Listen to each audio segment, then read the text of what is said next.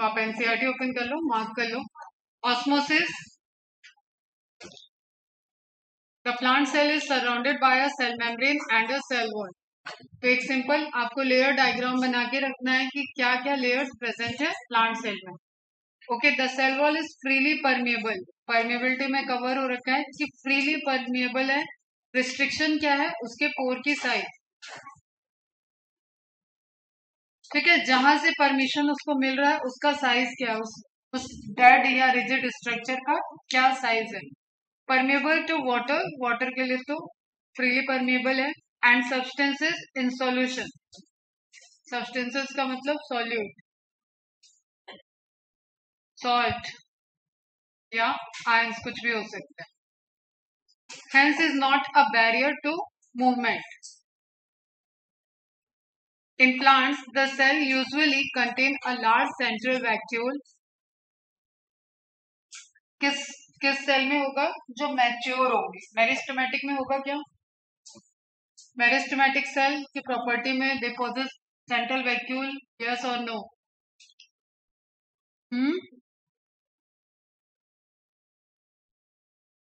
आ तो रही है कहीं से आवाज, तेज बोलो वही चीज। नो, सेंट्रल वैक्यूल नहीं होगा क्योंकि उसको काम है सेल डिवीजन का, स्टोरेज ऑफ फूड का काम नहीं है। Host content the vacuolar sap, जिसको आप बोलते हो cell sap. Okay, cell sap water plus mineral ion, कभी प्योर वाटर नहीं होता, मिनरल आयन, स्टोरेज फूड सब कुछ होगा।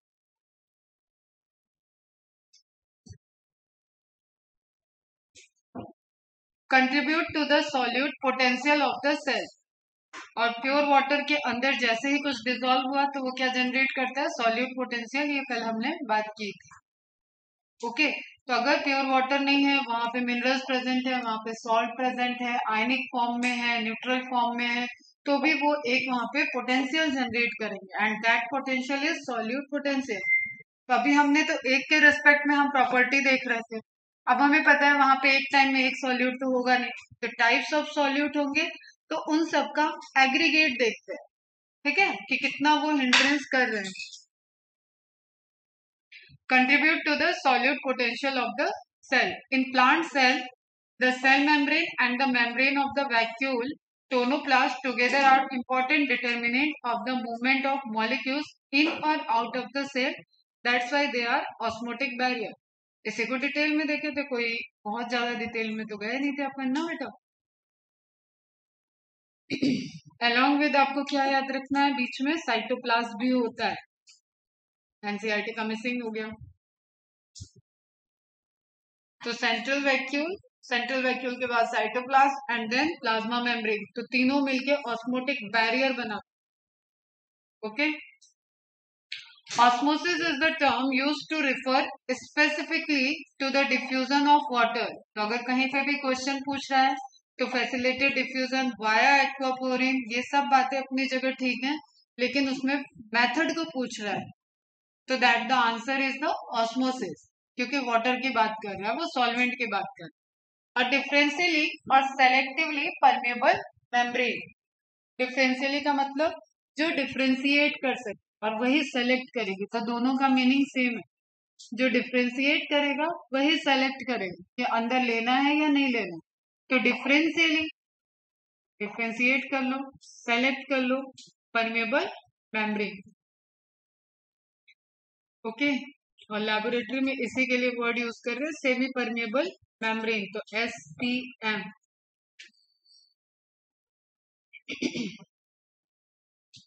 फुल फॉर्म रहेगा सेमी परमेबल मेम्ब्रेन।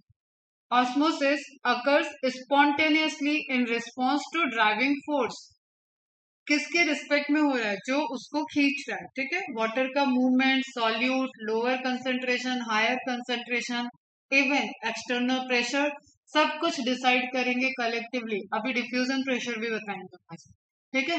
तो collectively they are is the, कहते हैं ना कि कॉग्निटिव प्रॉपर्टी, एक तरीके से कई चीजों के मिलने से वो फंक्शन हो रहा है, समझ रहे हो, ऐसा कोई एक भी मैटर आप ऐसे रखोगे ना, एक क्राइटेरिया कोई दिमाग में रखोगे तो दूसरा वाला आपको ऐसा लगेगा कि मैम एक बार इसको बोल रही है, मैम एक बार उसको बोल रही है, मैम एक बार इसको बोल रही है, मैम एक बार ऑस्मोटिक प्रेशर बोलती है, एक बार टर्गर प्रेशर बोलती है, फिर डिफ्यूजन प्रेशर बोल रही है, भगवान जाने पानी आ कैसे गया।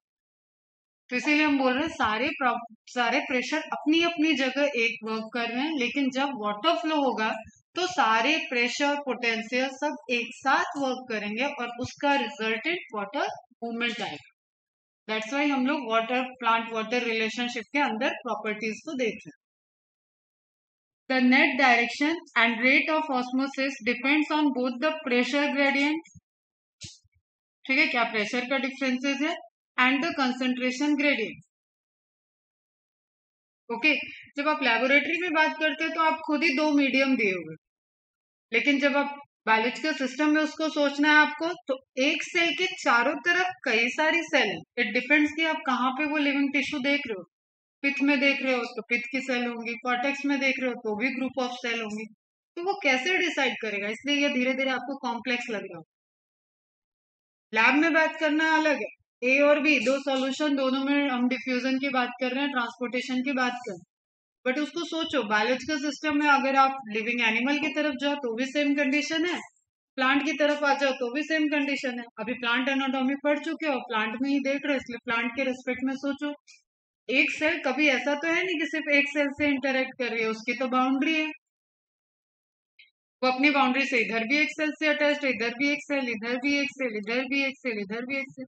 तो भाई इसका सॉल्यूशन तो कितनी जगह से इंटरेक्ट कर रही है, ये तुम्हारे पहले जब सोच में आ जाएगा तब तुम इस प्रोसेस को समझ पाओ।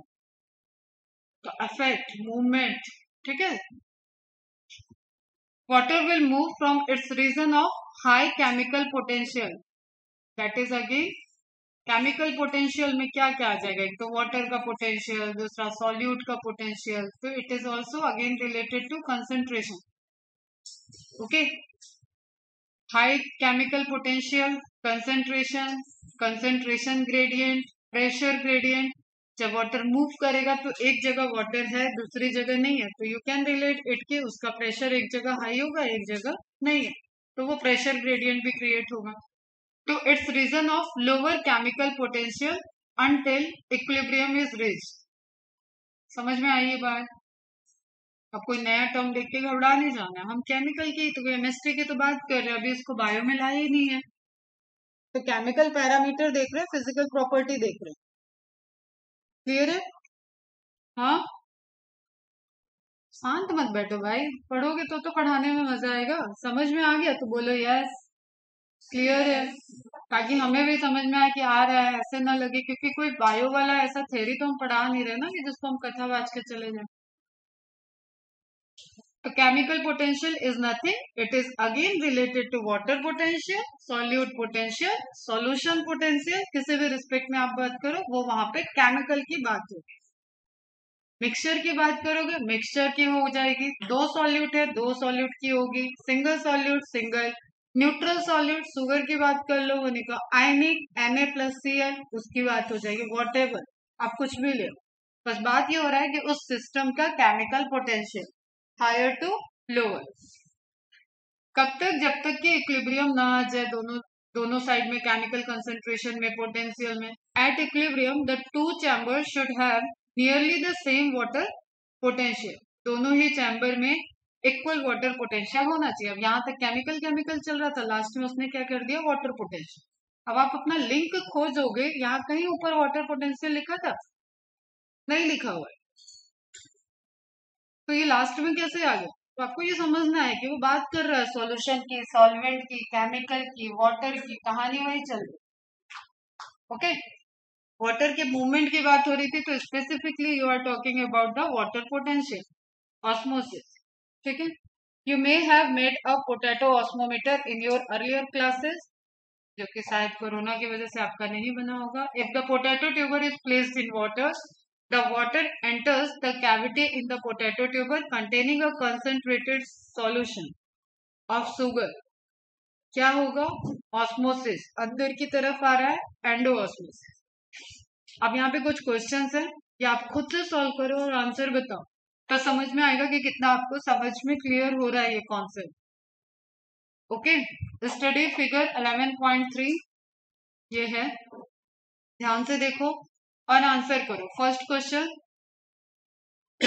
बीच में मेम्ब्रेन कंडीशन क्या दिया, उसने लिया सेमी परमेबल मेम्ब्रेन। तो इसकी प्रॉपर्टी क्या है वो आपके दिमाग में आ जानी चाहिए तुरंत। अब इस प्रॉपर्टी को ध्यान में रखते हुए दो सॉल्यूशन का वो मूवमेंट और चीजें पूछ रहा है। तो first question is solution of which chamber has a lower water potential. Answer boys, lower water potential. Confident हो ना बी? क्यों, रीजन बताओ।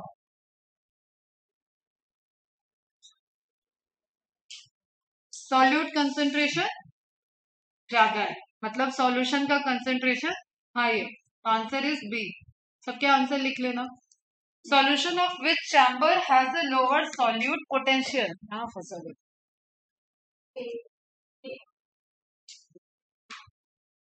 सॉल्यूट पोटेंशियल नेगेटिव वैल्यू है, कल बताया था, नेगेटिव वैल्यू है। तो ये हम एक एक डॉट को एक एक नेगेटिव वैल्यू दे देते हैं। -5, 1 2 3 4 5 6 7 8 9 10 11 12, चलो कुछ भी है, -15 तक हम ले जाए। विच वन इज स्मॉलर? कौन बड़ा है कौन छोटा है? -15 छोटा है ना, सभी को पता है ना ये बात। -5 बड़ा है। अब क्वेश्चन पढ़ो, आंसर लिखो। आया सबको समझ में? ठीक है, इसके लिए ध्यान रखना है कि सॉल्यूट पोटेंशियल इटसेल्फ वो निगेटिव वैल्यू है। क्लियर, एक निगेटिव वैल्यू है। In which direction will osmosis occur? B to A, A to B। पानी किधर ज्यादा दिख रहा है बस उधर से मूव करा, A to B।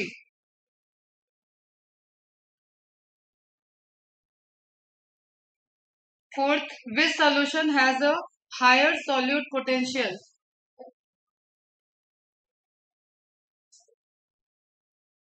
ठीक है, एक का B आ चुका है, तो अब क्या है आपका A।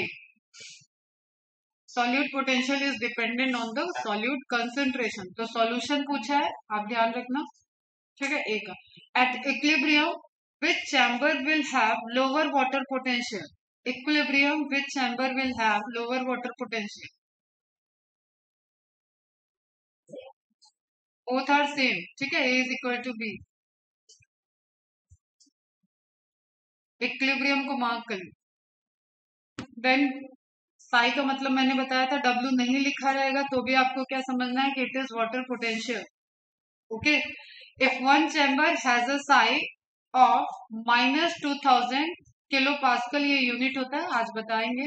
ठीक है, and the other is -1000 kilo pascal, which is the chamber that has the higher psi? Water potential किसका high?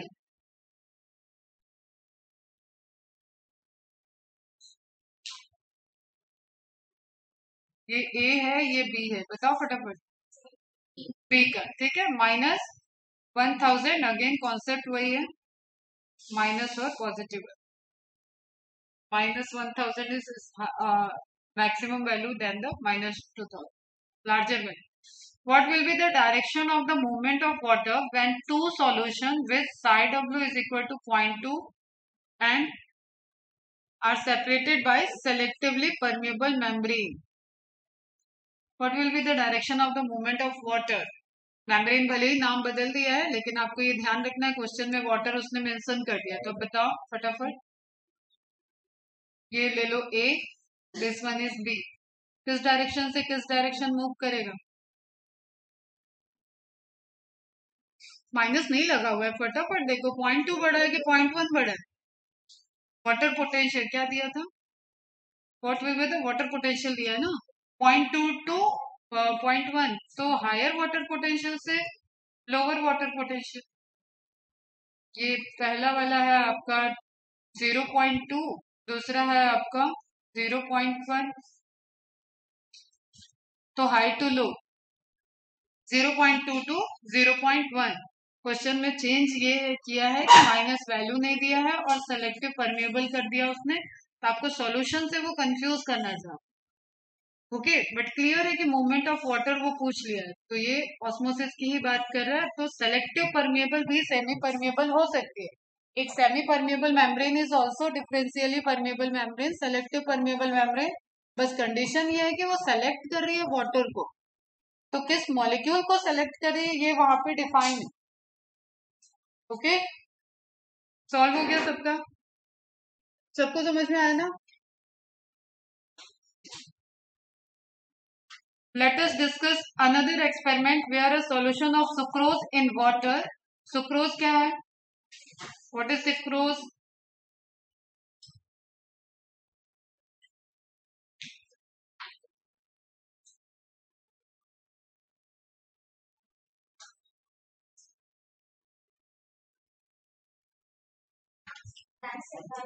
Disaccharide. Glucose, sucrose, starch. Mono, di, poly. ठीक है, formation glucose, transportation sucrose and storage starch. किसका बना होता है? Disaccharide है, तो monomer unit क्या होगी? एक तो ग्लूकोज यूनिवर्सल, दूसरा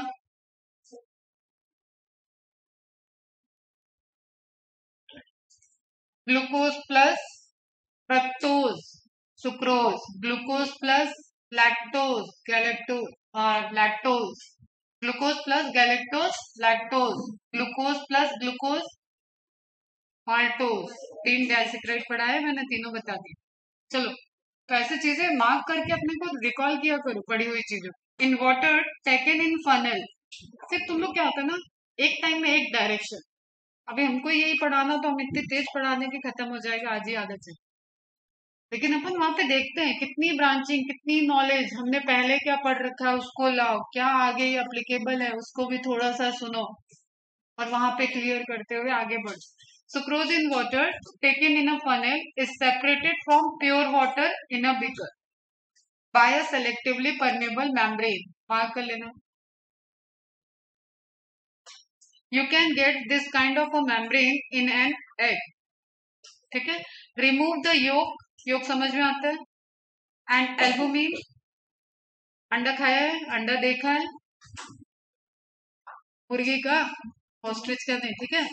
तो योक, योक मतलब येलो वाला पार्ट, ये एल्बुमिन मतलब व्हाइट वाला पार्ट जो बॉयल करने के बाद आपको दिखता है, और जब आप उसको कच्चा अंडा निकालोगे तो ट्रांसपेरेंट सा एल्बुमिन दिखता है, एंड योक आपको येलो कलर का तब भी दिखता है। थ्रू अ स्मॉल पोर या होल, ठीक है, एक छोटा सा पिन पॉइंट कर दोगे तो उससे धीरे धीरे धीरे धीरे आपको वेट करना पड़ेगा, वो निकल जाए। अब क्या रह गया उसके अंदर? एग है, fertilised egg. Is it a single cell structure? Single cell structure है, ठीक है। तो उसके अंदर क्या है? शेल है, एग शेल है, और उसके नीचे मेम्ब्रेन दिखती है आपको। कभी बॉयल एग छिला है, कभी कभी तो बड़े आराम से छिलका निकल जाता है, कभी कभी एक पतली सी झिल्ली उस पर अटैच रह जाती है आपके एडिबल वाले पोर्शन पे, फिर आप धीरे धीरे धीरे धीरे उसको मेहनत करके, ठीक है, उसी उसी मेम्ब्रेन को आपको लेना है through a small hole at one end of the egg and place the cell in dilute solution of HCl, hydrochloric acid. Again mark करो, और डाइल्यूट ध्यान रखना, ऑप्शन में कंसंट्रेटेड देगा। डाइल्यूट HCl मतलब वाटर कंटेंट ज्यादा। तो इससे क्या डिजेनरेट होने वाला है? Egg shell. योक आपने निकाल लिया था, एल्बुमिन आपने निकाल लिया होल से, बचा क्या है आपके पास? शेल बचा और मेम्ब्रेन बची है। आपको चाहिए क्या? Selectively permeable membrane. तो आपने डिसॉल्व किसको कर दिया? शेल को। बचा क्या? मेम्ब्रेन, ठीक है। और वो टूटे फूटे ना, इसलिए उसको एज इट इज लिया जा रहा है, ताकि जिस पे रिएक्शन होना चाहिए वो चीजें रिमूव हो। तो शेल रिमूव हो गई। For a few hours the egg shell dissolve, living the membrane intact, पूरा कंप्लीट। आप जो बॉयल करके निकाल रहे तो उसके टुकड़े टुकड़े निकलते हैं। Okay, water will move into the funnel, और ये सिस्टम बना है, मतलब अंदर सुक्रोज का सॉल्यूशन है, बाहर प्योर वाटर है, और बीच में कौन सी मेम्ब्रेन है? एग शेल के, एग की मेम्ब्रेन है। कैसे मिली? एग शेल को डिसॉल्व कर लिया, योक और एल्बुमिन को पहले निकाल लिया, उसके बाद एग शेल को डिसॉल्व किया, किसमें किया? HCl में। बस इतने ही MCQ में इस पैराग्राफ। क्लियर है? Water will move into the funnel. अब वाटर का कंसंट्रेशन बाहर हाई, अंदर सुक्रोज सॉल्यूशन है, सॉल्यूशन बनते ही कंसंट्रेशन लो, वाटर खुद क्या है, कंसंट्रेशन हाई, वाटर का खुद का कंसंट्रेशन लो, सॉल्यूशन का कंसंट्रेशन हाई। तो वाटर किधर से किधर, बाहर से अंदर की तरफ मूव कर दिया, तो water will move into the funnel resulting in rise in the level of the solution in the funnel. अब वो ऑस्मो स्कोप वाला पोटैटो वाला थोड़ा बच्चा एक्सपेरिमेंट हो गया, ये थोड़ा बड़े वाला एक्सपेरिमेंट किया, दोनों में सेम चीज जा रहा है। वहां शुगर सॉल्यूशन था, यहाँ सुक्रोज सॉल्यूशन था, वहां पे पोटैटो को ऑस्मोस्कोप की तरह लिया जा रहा था, यहाँ पे मेम्ब्रेन को पूरा एक बैरियर की तरह लिया गया, selectively permeable membrane. This will continue till the equilibrium is rich. तब तक पानी अंदर से बाहर से अंदर जाता रहेगा जब तक कि इक्विलिब्रियम नहीं आ जाए। In case sucrose does diffuse out through the membrane, will this equilibrium will be ever reached? Will this equilibrium be reached? सोचो ये तुम लोग, पहले तो इसको देखो एक्सपेरिमेंट क्या कह रहा है। एक फनल लिया गया, फनल में क्या है, सुक्रोज सॉल्यूशन है, कैसे सेपरेट किया गया, फनल के नीचे के साइड मेम्ब्रेन लगा दिया गया है, मेम्ब्रेन के बाहर कैसा सॉल्यूशन होगा बताओ, ये हाइपोटोनिक है या हाइपरटोनिक,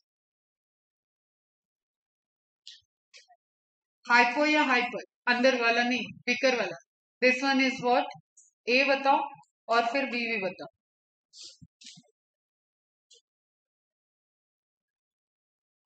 ए बताओ, पहले ए बताओ।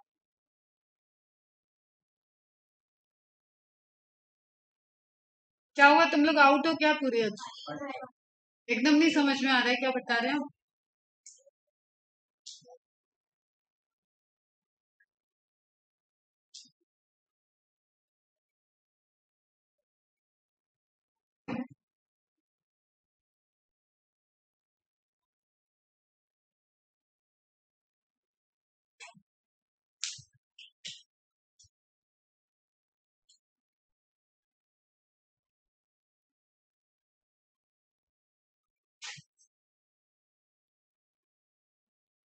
जब भी हम ट्रांसपोर्टेशन देखेंगे दो मीडियम के बीच में देखेंगे, ठीक है, इतनी बात कल से हो रही है और आई थिंक ये क्लियर है सबको। तो इसको आप सिस्टम बोल लो, मीडियम बोल लो, एक ही बात। अब ये कह रहा है कि यहाँ पे सुक्रोज सॉल्यूशन है, ठीक है, यहाँ पे वाटर है, हमने पूछ लिया विच one is the hyper which one is the hypo, क्या दिक्कत आ गई इसमें, ए हाइपर जिसमें कंसंट्रेशन है वो हाइपर है, जिसमें पानी ज्यादा है, अभी यहाँ तो प्योर वाटर कर दिया मैंने, अब तो फटाफट बताओ, ये हाइपोटोनिक हो गया ना, लोअर कंसंट्रेशन या प्योर वाटर, इसके रिस्पेक्ट में ये हाइपो है, लोअर कंसंट्रेशन है ना, और इसके रिस्पेक्ट में ये हाइपर है, ज्यादा कंसंट्रेशन है, यही तो पूछ लिया था। इसलिए मैंने बोला क्वेश्चन को वो किसी भी तरीके से मॉडिफाई करे, डाइल्यूटेड पूछेगा तो this is diluted solution, same चीज है, ये कंसंट्रेटेड सॉल्यूशन है। सॉल्वेंट पूछेगा, this is higher concentration solvent, water ज्यादा है, हायर कंसंट्रेशन ऑफ सॉल्वेंट। यहाँ पे वाटर कुछ सुक्रोज के साथ एंगेज हो चुका है, तो ये कैसा है, लोअर कंसंट्रेशन सॉल्वेंट, ठीक है। सॉल्यूशन ये हाई कंसंट्रेटेड सॉल्यूशन, ये लो कंसंट्रेटेड सॉल्यूशन, तो किसी भी नाम से बुलाओ बात तो वही चल रही है, कॉन्सेप्ट क्लियर करो पहले एकदम, अभी क्लियर है। चलो अब वापस आओ फटाफट, क्या यहाँ पे पढ़ना है। तो सुक्रोज सॉल्यूशन लिया और एक मेम्ब्रेन से उसको सेपरेट किया गया and that membrane is selectively permeable. Selectively permeable आते ही आपको समझ जाना है, मैम ने बोला है बायोलॉजी सिस्टम में सेलेक्टिव परमेबल है, मतलब the source is living thing, source living thing था, इसलिए इस एक्सपेरिमेंट में अपन ने क्या यूज किया है, एग की मेम्ब्रेन को यूज किया है। एग की मेम्ब्रेन मिलेगी कैसे हमें पूरी इंटैक्ट, क्योंकि वो बहुत ही फ्रेजाइल है, टूट जाएगी, तो हम उसको निकालने की ना कोशिश करके उसके एक्स्ट्रा चीजों को हम डिसअपियर करना चाह रहे, तो हमने एक कोर किया, कोर से एल्बुमिन और योक निकाल लिया, उसके बाद शेल बचा जो कि उसके शेप के लिए जरूरी था, डिसाइड कर रहा था उसका शेप। उस एग शेल को हमने along with plasma membrane diluted HCl में रखा। अगर कंसंट्रेटेड में रखेंगे तो मेम्ब्रेन भी खत्म हो जाएगा। ओके, डाइल्यूटेड HCl से शेल डिसॉल्व हो गया, मेम्ब्रेन मिल गई, मेम्ब्रेन को यहाँ पे लगा दिया। अब बात यह है कि वाटर इधर है, सॉल्यूशन इधर है, तो कौन किधर से किधर मूव करेगा? ऑब्वियसली वाटर मूव करेगा। प्योर वाटर है, उसका वाटर पोटेंशियल हाई होगा। सॉल्यूशन है, सॉल्यूशन थोड़ा हो या ज्यादा हो प्योर वाटर के कंपैरिजन में, जीरो के नीचे ही वाटर पोटेंशियल जाएगा, मतलब माइनस। आई बात समझ में? तो निगेटिव वैल्यू हो गया ये, तो always it will be the water potential lower. तो यहां से अंदर वाटर को मूव कर दो। Is it clear now? समझ में आया? A demonstration of osmosis artificial funnel, जो ऐसे फनल का शेप होता है, इसका नाम है। और ये थ्योरी में नहीं लिखा है, ये फिगर में लिखा है। तो इमेज के नीचे भी जो क्वेश्चन है उसको भी ध्यान दो। Is filled with sucrose solution and kept inverted ulta in a beaker containing water. Water will diffuse across the membrane as shown by arrows to raise the level of the solution in the funnel. funnel के अंदर diluted होता जाएगा, ये solution का level यहां तक पहुंच गया। अभी इस इमेज पे फोकस करो, सिर्फ इसकी बात करें। Pressure can be applied as shown to stop the water movement into the funnel. कौन सा प्रेशर होगा ये? ऑस्मोसिस को रोकने के लिए प्रेशर लगा दिया गया, osmotic pressure. External pressure is required to stop the movement of water, diffusion of water from lower concentrated solution to higher concentrated solution.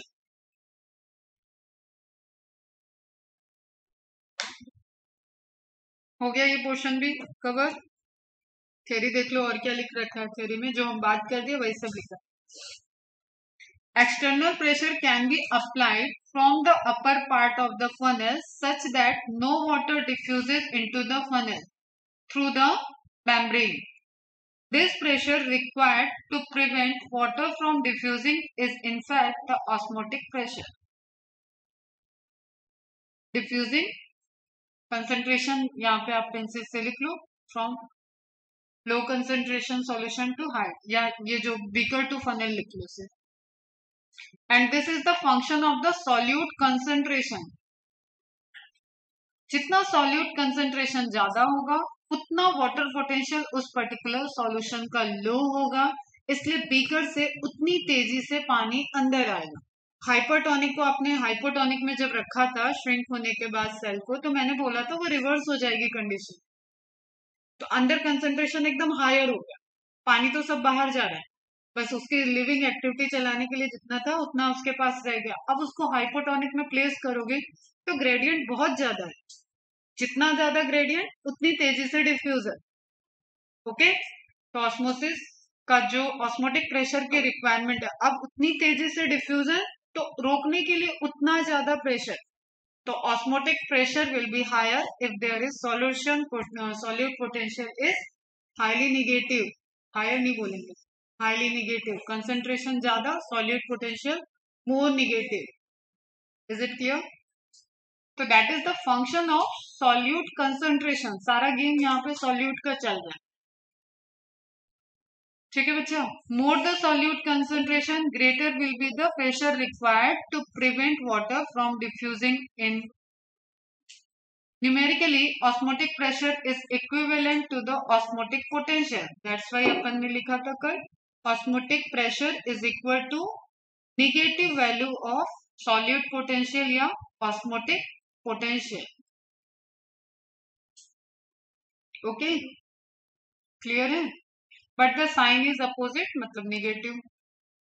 और बायो में, अभी बॉटनी में आपको ये कई बार आएगा, जब भी हम प्रेशर बोलेंगे treat it with the positive value. जब भी हम पुल बोलेंगे, कोई ऐसा प्रेशर जो खींच रहा है, जैसे ट्रांसपिरेशन पुल ऊपर की तरफ खींच रहे हैं, तो दैट इज निगेटिव।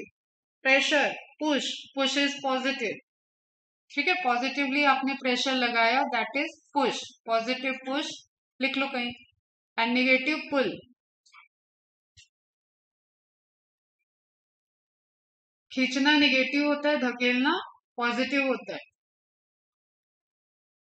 तो osmotic pressure is equal to negative value of osmotic potential. Is it clear? Osmotic pressure is dependent on the solute concentration of the solution in which the water diffuses. Is it clear? ये भी statement मैंने correct बोला है. ठीक है. Osmotic pressure is the pressure requirement for the transportation of pure water to the solution. ये भी clear है. ठीक है. वो भी अपने अपने हायर और लोअर सब जगह चलता है. तो osmotic pressure is the positive pressure applied while osmotic potential is negative. ठीक है, क्योंकि उसकी वजह से ही ऑस्मोटिक प्रेशर बढ़ता जाए.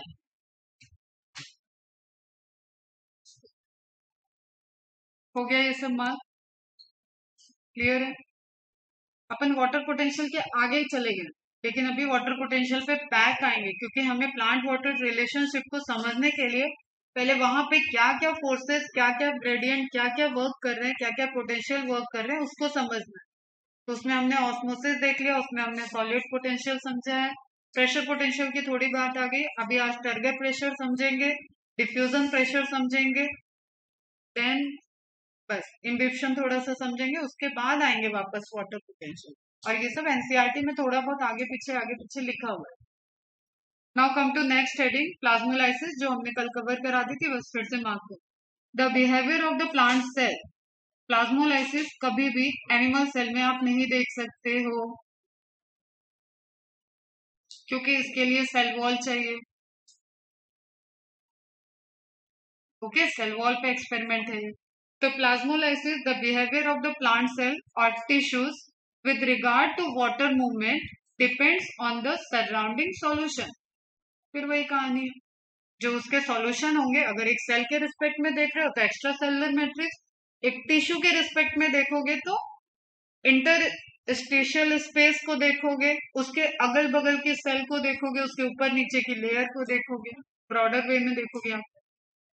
If the external solution balances the osmotic pressure, ठीक है, of the cytoplasm, if the external solution balances the osmotic pressure of the cytoplasm, मतलब कोई मूवमेंट आपको दिखेगा नहीं, उसके इसको बोलते हैं आइसोटोनिक. बैलेंस कर दिया. अब यहाँ पे आप अभी एक चीज दिमाग में रख लो कि ऑस्मोटिक प्रेशर हायर होता है. तो अभी आपने ऑस्मोटिक प्रेशर को एक्सपेरिमेंटली क्या समझा कि वाटर के फ्लो को रोकने के लिए, लेकिन लिविंग सिस्टम में इट इज वाटर दोनों साइड है. ठीक है, तो ऑस्मोटिक प्रेशर जिधर से ज्यादा होगा उधर से पुश कर देगा और वाटर अंदर जाता है. तो osmotic pressure is the pressure, higher छोड़ो, for the flow of water inside the cell. एक फैक्टर है. अभी डीपीडी आ जाएगा, तब तक आपको सब समझ में आ जाएगा कि क्या क्या एक एक कंपोनेंट है.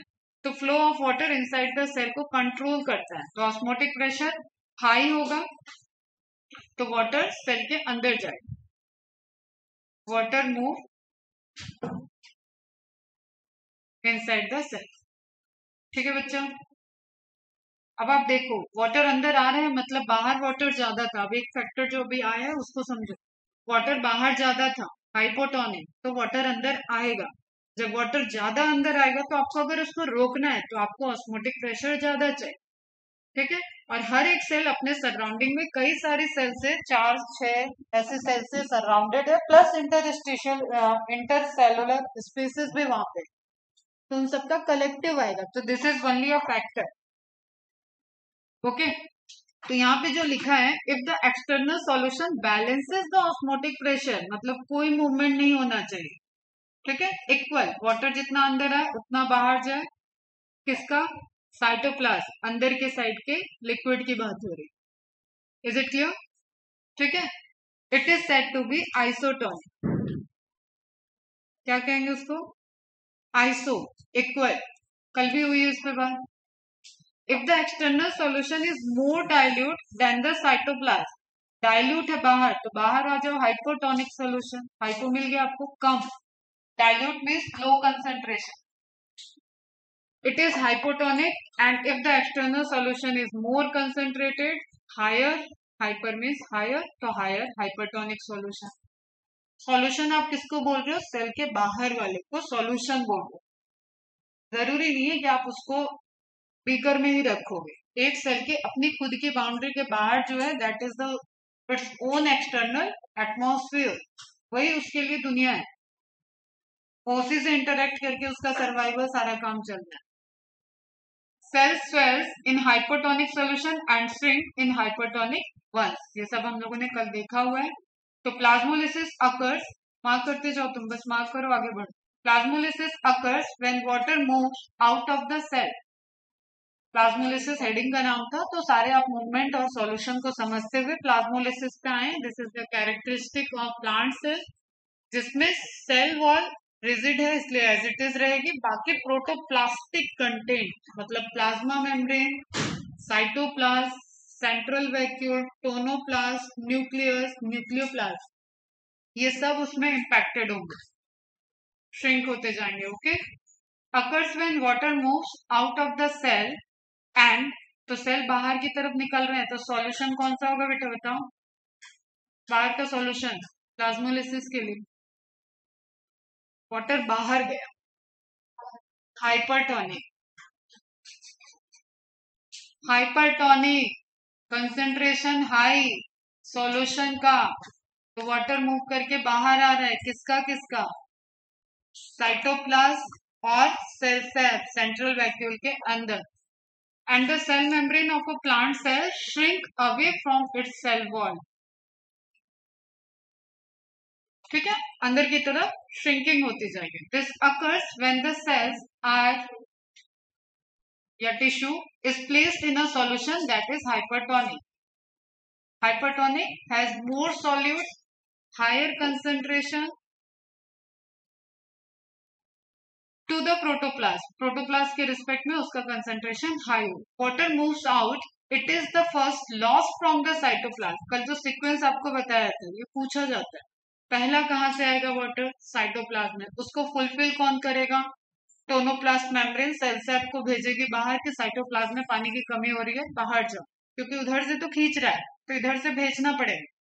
ठीक है, फिर cytoplasm, tonoplast and then cell sap, सबका पानी खत्म, तो पूरी की पूरी सेल जो होती है वो प्लाज्मोलाइज्ड होती है। And then from the vacuum, तो सीक्वेंस आप यहाँ पे मार्क कर लो, फर्स्ट साइटोप्लाज्म देन वैक्यूम। तो पहले इंटरेक्शन प्लाज्मा मेम्ब्रेन से, दूसरा इंटरेक्शन टोनोप्लास्ट से। The water when drawn out of the cell through diffusion into the extracellular fluid, जिसको हम बोलते हैं ECM, extracellular matrix, okay, causes the protoplast to shrink away from the wall. Protoplast का meaning cell minus cell wall, remaining portion is protoplast.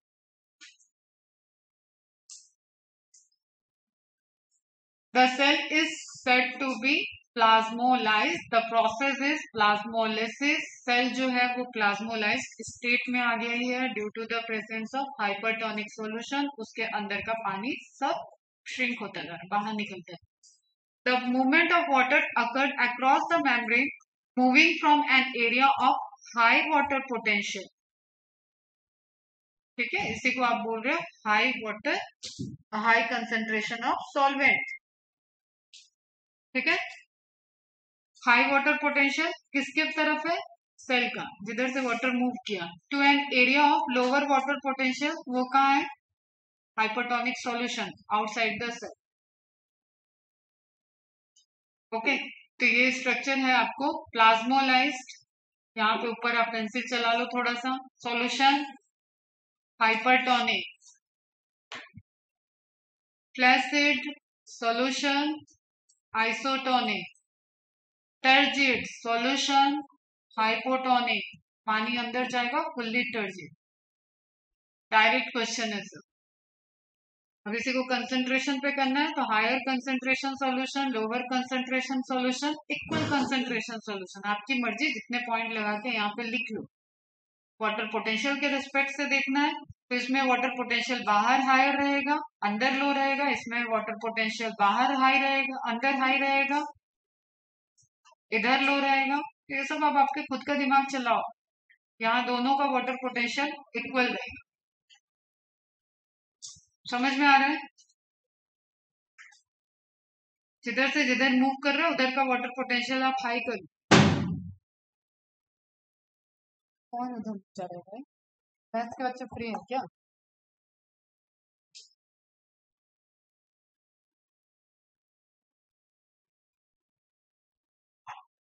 Clear है? क्या चल रहा था sentence? Outside the cell connecting है। देखो कुछ मिस हो रहा है क्या? आउटसाइड द सेल के बाद यही लाइन है।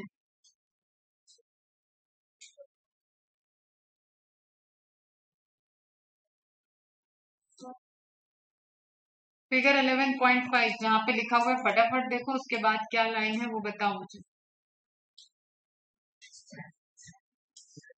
क्वेश्चन है कि what occupies the space between the cell wall and the shrunken protoplast in the plasmolized cells? बताओ, कल बताया हुआ है। हाइपरटोनिक सॉल्यूशन जिसमें प्लेस्ड है वो सेल, वो सॉल्यूशन यहाँ तक आ जाएगा तभी वो श्रिंक करता रहेगा। लिख लो वहां पे।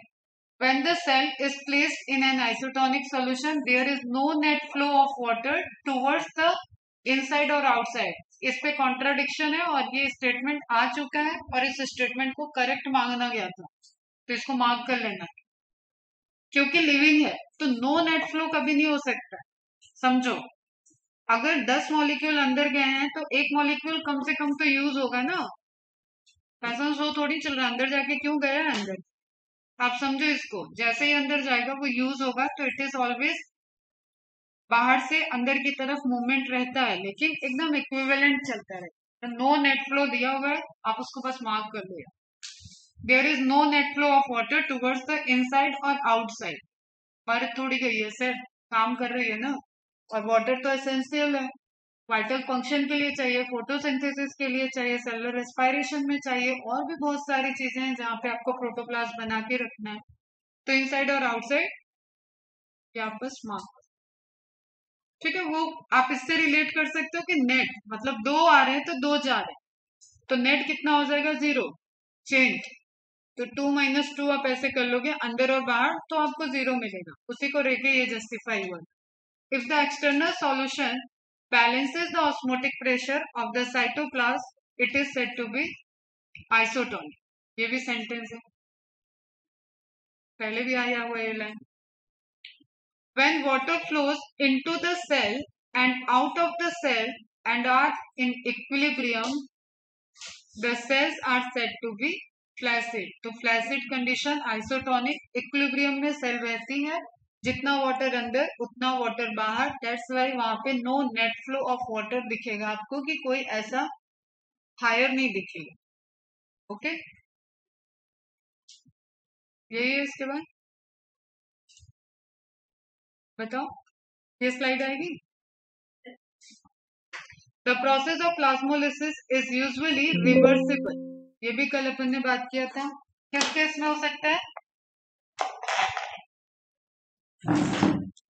लिखा ही हुआ है आगे, हाइपो। सेल को मरने के पहले उठा के पानी में रख दो तो that is hypotonic, concentration high है उसका वाटर के रिस्पेक्ट में। ठीक है, सॉल्यूशन के रिस्पेक्ट में कंसंट्रेशन लो रहेगा, तो वाटर अंदर की तरफ मूव करना स्टार्ट कर जाएगा और इसको बोलते हैं डी प्लाज्मोलिसिस। पेंसिल से लिख लेना। And condition will be reverse. Condition यही है कि सेल लिविंग रहनी चाहिए, ज्यादा देर छोड़ दी गई है तो सेल डेथ हो जाएगी। ओके, सेल डेथ होने के बाद ये वर्क नहीं करेगा। When the cells are placed in a hypotonic,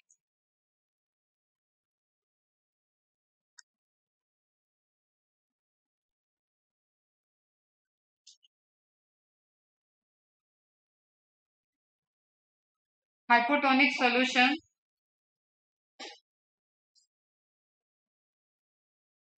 high water potential और dilute solution as compare to cytoplasm. देखो इसको खुद ही पढ़ो, समझ में आ रहा है ना? क्लियर है ना एकदम? water diffuses into the cell, causing the cytoplasm to build up a pressure against the wall. Which wall? Cell wall. That is called Turger pressure. अब इसको समझने के लिए फिर से बाहर चलेंगे, पहले इसको आप मार्क कर लो. Is it clear? वाटर का अंदर आना, सेल का बच जाना, यहां तक बात अभी तक क्लियर होनी चाहिए. The pressure exerted by the protoplasm due to entry of water against the rigid wall is called pressure potential. Second component आपको आगे जाके मिल रहा है उसका एक्सप्लेनेशन. कंपोनेंट लिखा था पहले ही वाटर पोटेंशियल में, उसको समझने के लिए आपको समझना है. तो turgor pressure osmotic potential is solute potential and turgor pressure is pressure potential. आप उसको बायो में ऐसे लो. Because of the rigidity of the cell wall the cell does not rupture. ठीक है, समझिए इसको जैसे आप किसी बलून को आप फुला रहे हो और ऐसे आप ओपन एटमॉस्फेयर में ओपन है, कोई आपको रिजिड एक बाउंड्री नहीं है, तो बैलून एक टाइम के बाद क्या करेगा, बर्स्ट हो जाएगा. लेकिन आप पहले से ही एक छोटा सा बॉक्स ले लियो और बड़े साइज का बलून लियो और उसको फुला रहे हो, तो वो उस बॉक्स साइज के बाहर नहीं जाएगा. और अभी उसकी कैपेसिटी और है, अगर आप बॉक्स के बाहर उसको फुलाते तो वो ज्यादा हो जाता है. जैसे टाइलोसिस का फॉर्मेशन अपन ने कैसे देखा, जाइलम पैरेन्काइमा से एक प्रोट्रूड निकला और वो जाइलम वेसल में बैलून की तरह बन रहा था, और वो जितना एरिया उसका वेसल का है उतना बड़ा वो हो सकता है, उसके बाहर नहीं जा सकता. तो दैट्स वाई जो सेल वॉल का प्रेजेंस है वो प्लांट में एक रेजिस्टेंस की तरह वर्क करेगा और प्लांट की सेल रप्चर नहीं होगी. Is it clear? और इसी सेल वॉल को आप एनिमल के केस में हटा दो तो वहां पे होता है प्लाज्मोप्टाइसिस, सेल की डेथ हो जाएगी, lysis of the cell. This turgor pressure is ultimately responsible for enlargement and extension growth of cell. This is again question. जब एक सेल ग्रो करती है, डिवीजन के बाद परमानेंट सेल बनती है, cell growth and differentiation phase में होती है, तो उसको अपना साइज बढ़ाना होता है. ठीक है, धीरे धीरे वो अपने साइज को बढ़ाती है. तो यहाँ पे हार्मोनल एक्शन भी है, ऑक्सीजन जब पढ़ाएंगे तब उस पर बात करेंगे. अभी आप ये समझ लो कि अंदर वाटर जब फुल होगी तो बाहर प्राइमरी सेल वॉल में इलास्टिन प्रोटीन होता है और उसमें एक इलास्टिसिटी होती है प्राइमरी सेल वॉल, सेकेंडरी में नहीं होती, टर्सरी में नहीं होती, ये पहले भी बताया सेल चैप्टर में. तो प्राइमरी सेल वॉल एक तरीके से थोड़ा सा स्ट्रेच हो सकती है, और यही धीरे धीरे जो थोड़ा थोड़ा स्ट्रेच होना है यही सेल के साइज को ग्रो कराती है, सेल का डेवलपमेंट हो रहा है. आ रही बात समझ में? ठीक है, तो आपका जैसे अंदर स्केलेटन सिस्टम बढ़ रहा है, ऐसा तो है ना कि हड्डी छोटी रह गई और आप ही बड़े हो गए, हड्डी भी बढ़ रही है ना अंदर, तो वैसे ही अंदर से बढ़ रहा है. अब अंदर क्या है सेल के, ये तुम सोचो, साइटोप्लाज्म है, आपको साइटोप्लाज्म को बढ़ाना पड़ेगा. साइटोप्लाज्म बढ़ाना मतलब वाटर बढ़ाना, दैट इज टर्जिडिटी. तो जब जब वो टर्जिड हो रहा है थोड़ा सा सेल ग्रोथ में रोल प्ले कर रहा है. Is it clear? अब ये स्टेटमेंट रटोगे क्या? This turgor pressure is ultimately responsible for enlargement and extension growth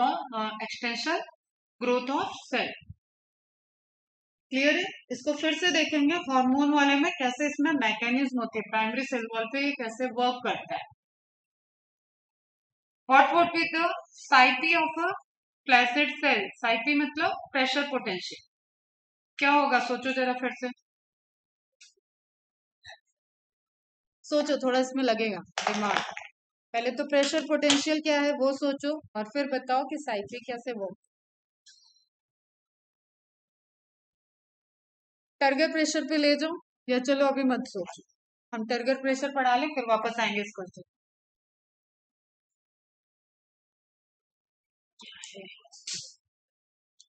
When a plant cell is placed, अब ये टर्गर प्रेशर को समझने के लिए बाहर निकलेंगे.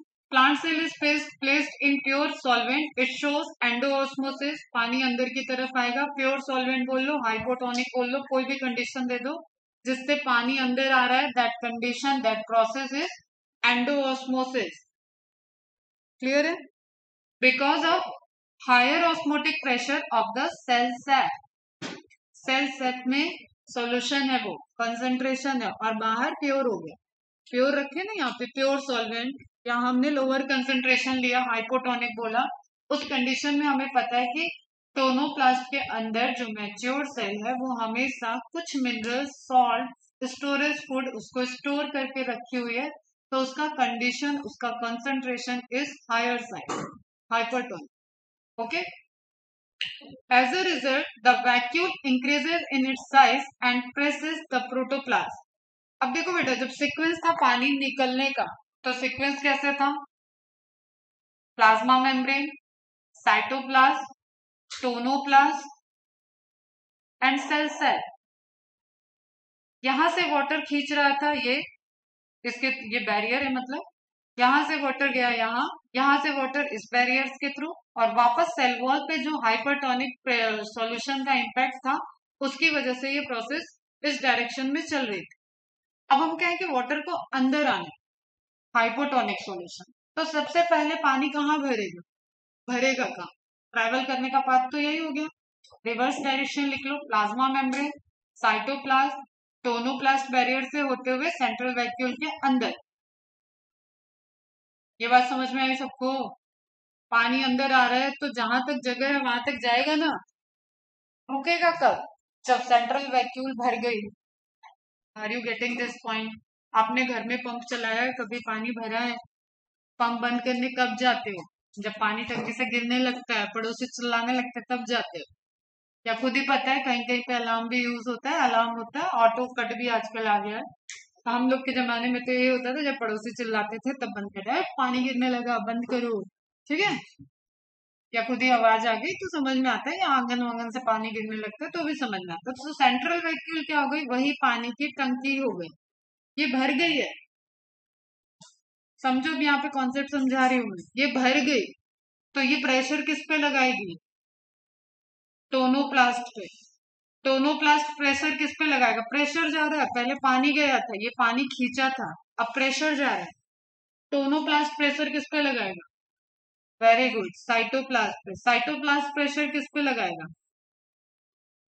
प्लाज्मा मेम्ब्रेन पे। Very good. अब ये कंडीशन कब आई? प्लाज्मा मेम्ब्रेन प्रेशर लगाएगा सेल वॉल। ये कंडीशन कब आई? जब सेल टर्जिड है या फ्लैसिड है? टर्जिड है, तो टर्गर प्रेशर हर टाइम नहीं होता है, पहली बात तो ये ध्यान ले। Turgor pressure is the characteristics of turgid cell only. Is it clear? पहुंचे हो, उसको समझ के पहुंचे हो, इसलिए भूलना मत ये बात। ये भी क्वेश्चंस है, लॉजिकल क्वेश्चंस बनते हैं। तो टर्गर प्रेशर लगा किस पे? फाइनली जाके सेल वॉल पे। किसका रिजल्टेंट है? हाइपोटोनिक सॉल्यूशन के अंदर आने का, और फुल्ली सारी वाटर की जो कैपेसिटी है सेल की वो सब फुल हो गया है, और प्लाज्मा मेम्ब्रेन एकदम साइड में पहुंच गई है। कहाँ? आपके सेल वॉल पे। अभी इस पे ध्यान मत देना, ठीक है। प्लाज्मा मेम्ब्रेन पहुंच गई सेल वॉल के पास। अब इसको जगह ही नहीं है ना, मैंने बोला कोई बॉक्स है, बलून फुल गया, बलून अभी और अच्छा फूल सकता है, लेकिन अब उस बॉक्स ने उसको रिस्ट्रिक्टेड कर दिया, तो बैलून उस बॉक्स की लेयर से टच करेगा ना, तो that pressure is turgor pressure. अब इसका काम क्या है? पानी को रोकना, तो किसके खिलाफ करेगा? Osmotic pressure. Is it clear? अब न्यूटन थर्ड लॉ कभी जिंदगी में मिले हो इससे? हाँ, एक्शन रिपल्सन, अपोजिट रिएक्शन, ठीक है, वही चीज है। तुम मुझे थप्पड़ मारोगे तो मैं तुम्हें दो थप्पड़ मारूंगी, तो वही है न्यूटन थर्ड लॉ। तो टर्गर प्रेशर लगा किस पे? सेल वॉल पे। तो सेल वॉल ने एक प्रेशर जनरेट किया, repulsion, that is the wall pressure. इतनी बात क्लियर? एकदम आराम से पढ़ो, ये समझ में आना चाहिए। ये सब फिनोमिना कभी भी आपको प्लेसिड में नहीं दिखेगा, प्लाज्मोलाइज में तो बिल्कुल नहीं, क्योंकि इसके लिए वाटर अंदर आपको चाहिए था। तो पहले मैंने वाटर भरा, सेंट्रल वैक्यूल भरी, साइटोप्लाज्म भर गया, साइटोप्लाज्म से मेम्ब्रेन पे प्रेशर लग रहा है, और वो मेम्ब्रेन सेल वॉल पे प्रेशर लगा रही है। अब सेल वॉल क्योंकि रिजिड है, तो वो उसके इक्विवेलेंट रिवर्स प्रेशर लगा रही है। ओके, और फुल्ली टर्जिड सेल अब वाटर को अंदर नहीं आने देगी, that's why TP is equal to OP.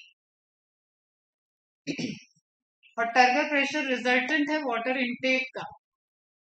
अब जैसे ही वाटर का टर्गर प्रेशर सबसे पहले खत्म होगा, प्रेशर ही नहीं लगेगा ना, वाटर साइटोप्लाज्म में वाटर कम, टोनोप्लास्ट को कोई जरूरत ही नहीं है प्रेशर लगाने की। सेंट्रल वैक्यूल में पानी कम, तो ये सब प्रेशर जो लगता जा रहा था वो सब प्रेशर गायब हो गया। तो सेल वॉल पे जो वॉल प्रेशर एक्सर्ट हुआ है that is the resultant of turgor pressure. Sequence समझ लो अब। पहले टर्जिडिटी आएगी, वाटर इनटेक पूरा प्रॉपर, देन ऑस्मोटिक बैरियर। अब आपको हिडन है इसमें कौन कौन सी लेयर आ गई, टोनोप्लास्ट, साइटोप्लास्ट, प्लाज्मा मेम्ब्रेन। तो ऑस्मोटिक बैरियर एक प्रेशर एक्सर्ट करते किस पे, सेल वॉल पे।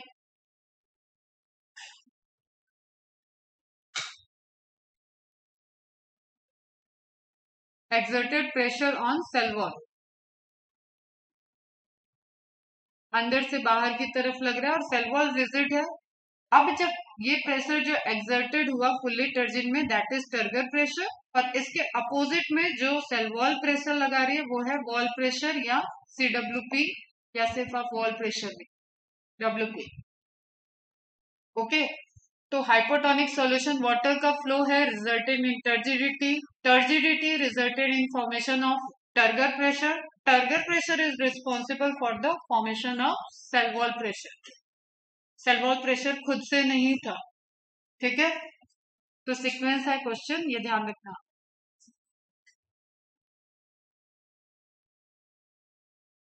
As a result, the vacuole increases in its size and presses the protoplasm. Hidden है इसमें, सब कुछ आ गया। न्यूक्लियर मेम्ब्रेन, न्यूक्लियस का भी पानी भरेगा, न्यूक्लियोप्लास्ट भर जाएगा, मतलब जहां जहां पानी की जगह सब भर गया, ठीक है। तो nuclear membrane and plasma membrane सब उसमें पार्टिसिपेट कर रहे हैं। The pressure with which the cell sap presses the protoplasm against the cell wall is called Turger pressure.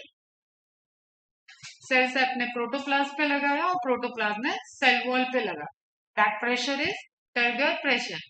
Turgor pressure is the pressure responsible for pushing the membrane against the cell wall.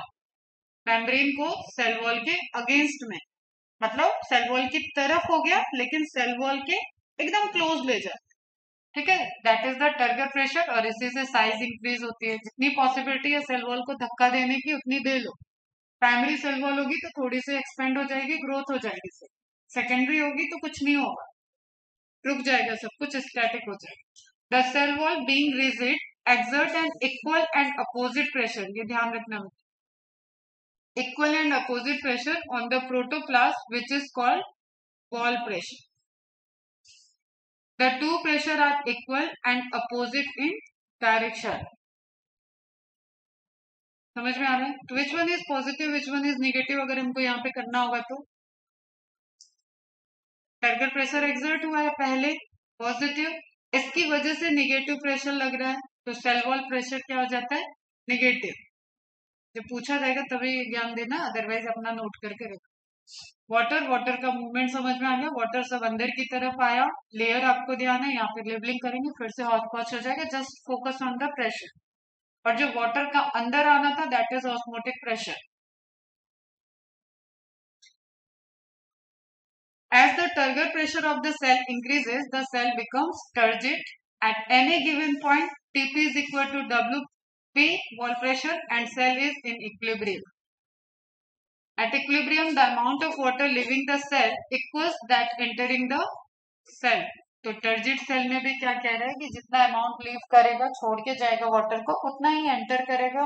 और आपकी NCERT इस line को लिख दी है flaccid, तो आपको इसको contradict बिल्कुल नहीं होना है। कॉन्सेप्ट को समझो, सब कुछ इक्वल है, रुकेगा तो है नहीं, बात वही है, लिविंग है। तो बाहर इंटरस्टिशियल स्पेस में हम बोल सकते हैं कि केमिकल प्रेजेंट है, लेकिन अंदर एक सेल जो structural and functional unit of life है वो कुछ लिविंग प्रोसेस कर रही है, उसको नीड है, तो वो तुरंत वहां पे डिप्लीशन में चली जाएगी। तो डिप्लीशन में जाते ही फिर से वाटर को फ्लो कराएगी, मिनरल लॉ, ऐसा आपको एक इमेजिन करना है। Hence, there is no further net movement of water. Tp is equal to Wp and Tp is equal to OP हो जाएगा। तो हाइपरटोनिक, आइसोटोनिक ये लिखवा दिया मैंने। टर्जिडिटी का इम्पैक्ट आप देख सकते हो, जो एक एग्जांपल दिया था, दिस इज विल्टिंग इफेक्ट, मुरझा जाना। विल्टिंग या फ्लैसिड भी कहते हैं, बट मोर एक्यूरेट होता है wilting. And this is turgid. Okay, ये क्या है? स्टोमा. स्टोमेटा के अंदर भी हमें पता है ओपनिंग एंड क्लोजिंग टर्जिडिटी की ही वजह से हो रही है. अभी मैकेनिज्म इसी चैप्टर में आपको पढ़ना है, ट्रांसपिरेशन. लेकिन जो आपने एनाटॉमी में देखा उसमें मैंने बताया गार्ड सेल है. गार्ड सेल दोनों साइड से घेर रही है और बीच में एक पोर बन रहा है. पोर बन रहा है इसका मतलब वो दो गार्ड सेल दो पॉइंट पे ज्वाइंट है एक दूसरे से. अगर ये पूरी सेपरेट हो जाती तो पानी बहो, मतलब ये स्ट्रक्चर ही नहीं होता. ये स्ट्रक्चर बन रहा है इसका मतलब दो जगह पे इनको ज्वाइंट रखना है, बाकी ये फ्री है. ओके, तो जब जब ये टर्जिड होगी तो ये बाहर की तरफ ऐसे फूल जाएगी. फूलेगी तो जो रेडियल अरेंजमेंट, जो इलास्टिसिटी है उसकी वजह से ये बीच में पोर को ओपन कर देंगी और जैसे जैसे वाटर रिलीज होगा ये फिर से फ्लैसिड एंड देन सेम तो क्लोज हो जाएगा. Is it clear?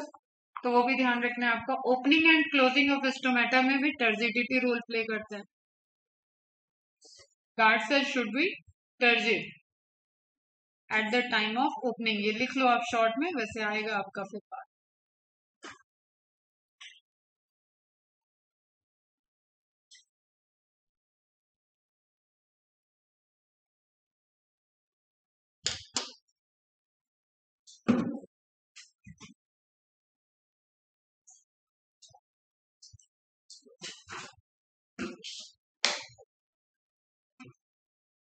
ये रियल इमेज है, जरा सोच के बताना ये क्या है. पैचेस.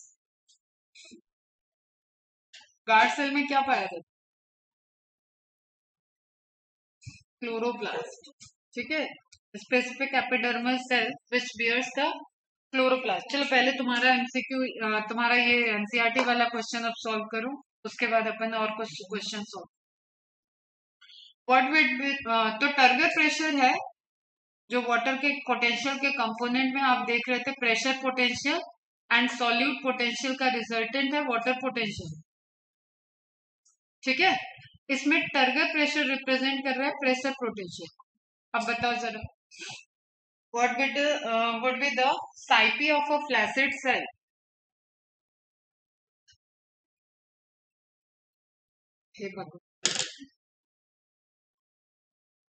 बताओ. हायर, लोअर, जीरो, इक्वल, चार ऑप्शन दे.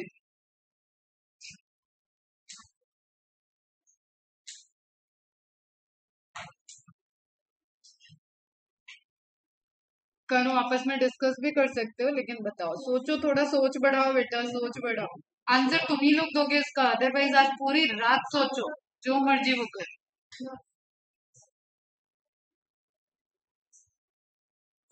मैंने लिख दिया है pressure potential is equal to turgor pressure. इतना हिंट मैंने दे दिया.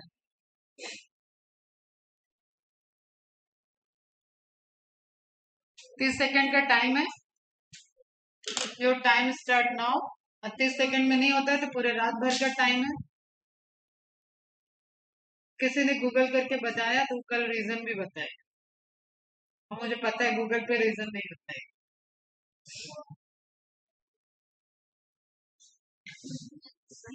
इक्वल.